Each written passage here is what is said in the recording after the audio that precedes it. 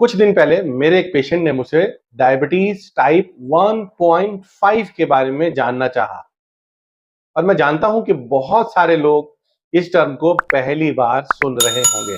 जी हां, आप बिल्कुल ठीक सुन रहे हैं। Diabetes type 1.5। अमूमन जो दो तरह की डायबिटीज जानी जाती है वो होती है टाइप 1 डायबिटीज मेलाइटस और टाइप 2 डायबिटीज मेलाइटस। लेकिन एक ऐसी स्टेज जो इन दोनों के बीच में आती है जिसे बोला जाता है टाइप 1.5 डायबिटीज मेलाइटस, या उसे लाडा भी बोला जाता है, जो ना टाइप 1 है जो ना टाइप 2 है। कहीं आपको भी तो ये लाडा, ये टाइप 1.5 परेशान तो नहीं कर रही है? दोस्तों, आज जानते हैं इस लाडा के बारे में, इस 1.5 डायबिटीज के बारे में। इसको कैसे पहचाना जाए, कैसे इसको डायग्नोस किया जाए, कैसे इससे बचाव किया जाए और कौन कौन सी आयुर्वेदिक हर्ब्स, जड़ी बूटियां, कौन कौन से लाइफस्टाइल करेक्शंस इस लाडा से लड़ने में आपकी मदद कर सकते हैं।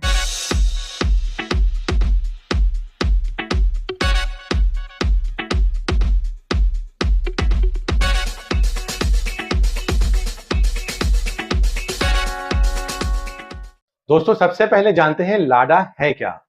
ये latent auto immune diabetes of adults है क्या? जैसा कि नाम से ही पता चल रहा है, ये एक ऑटो इम्यून डिजीज कंडीशन है। धीरे धीरे से ये बीटा सेल्स को डैमेज करने लगती है। एक ऐसी कंडीशन है जिसके कुछ सिम्टम टाइप 1 से मैच करते हैं और कुछ टाइप 2 से मैच करते हैं। इसके डायग्नोस करने के लिए, इसको पहचानने के लिए कुछ क्राइटेरिया बनाए गए हैं। अगर मैं वो आपको बताऊं तो आपके लिए समझना और आसान हो जाएगा। इसको डायग्नोस करने का जो पहला क्राइटेरिया बताया गया कि ये एडल्ट्स में होगी, यंग एज में होगी, 30 साल या उसके आसपास की उम्र में होगी, जैसा कि डायबिटीज टाइप 1 में भी देखा जाता है। इसका दूसरा क्राइटेरिया इसको पहचानने के लिए कि जब ये बीमारी शुरू होती है तो इंसुलिन की कोई जरूरत नहीं होती, इंसुलिन इंजेक्शंस की कोई जरूरत नहीं होती।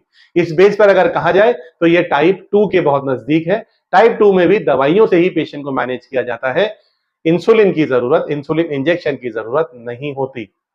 तो कहीं पर ये टाइप 1 से मैच कर रही है, कहीं पर ये टाइप 2 से मैच कर रही है, लेकिन ये अपने आप में एक अलग आइडेंटिटी है। इसको फर्दर कंफर्म करने के लिए कुछ ऑटो इम्यून टेस्ट भी किए जाते हैं। असल में उन ऑटो इम्यून टेस्ट के बेस पर ही फाइनलाइज किया जाता है कि ये टाइप 1 है, टाइप 2 है या फिर ये लाडा है।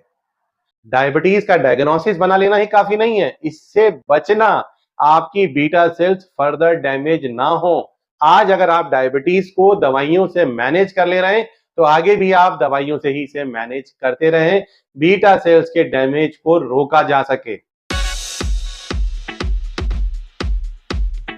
दोस्तों, उसी के लिए आज मैं अपनी ये वीडियो बना रहा हूं, लाडा के ऊपर एक अवेयरनेस देने के लिए और इससे बचाव के बारे में जानकारी देने के लिए। तो दोस्तों, मैं आपको आज कुछ ऐसे टिप्स देने वाला हूं जिनकी करेक्शंस करके आप अपने आप को इस लाडा से, इस टाइप 1.5 डायबिटीज से बचा सकते हैं। ना सिर्फ इनसे, बल्कि ये सारे टिप्स आपको टाइप 1 और टाइप 2 में भी बेहद फायदा देने वाले हैं। सबसे पहले नंबर पर अपने लाइफस्टाइल को चेंज करिए, लाइफस्टाइल मॉडिफिकेशन करिए। कम से कम दिन में 30 मिनट्स वॉक जरूर करिए, एक्सरसाइज जरूर करिए।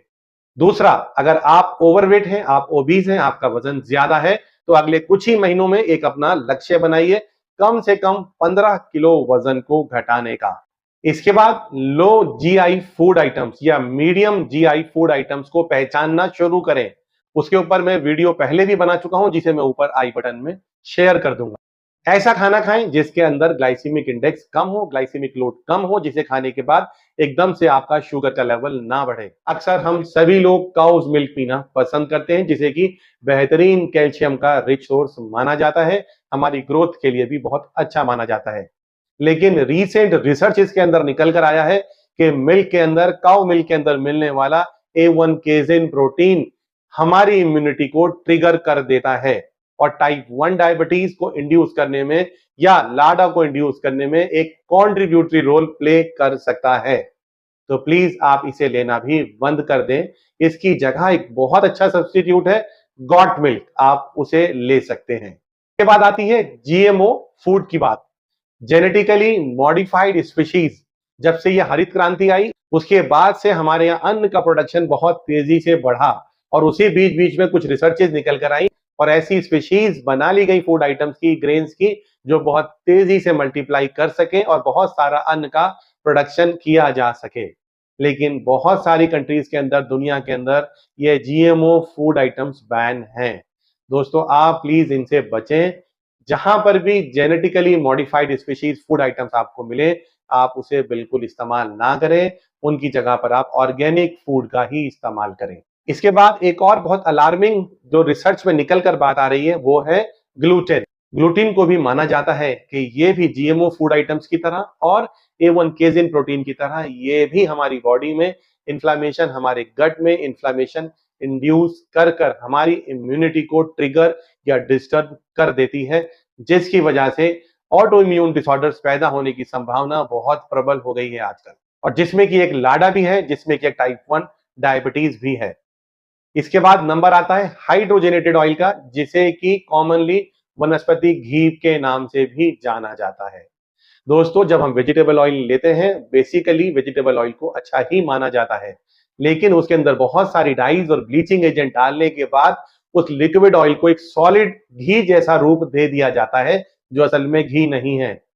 और दोस्तों, यही धोखा हम हमारे शरीर को भी दे रहे हैं पिछले कई सालों से, जिसकी वजह से हमारी बॉडी के अंदर ऑटो इम्यून जैसी बीमारियां पैदा हो रही हैं।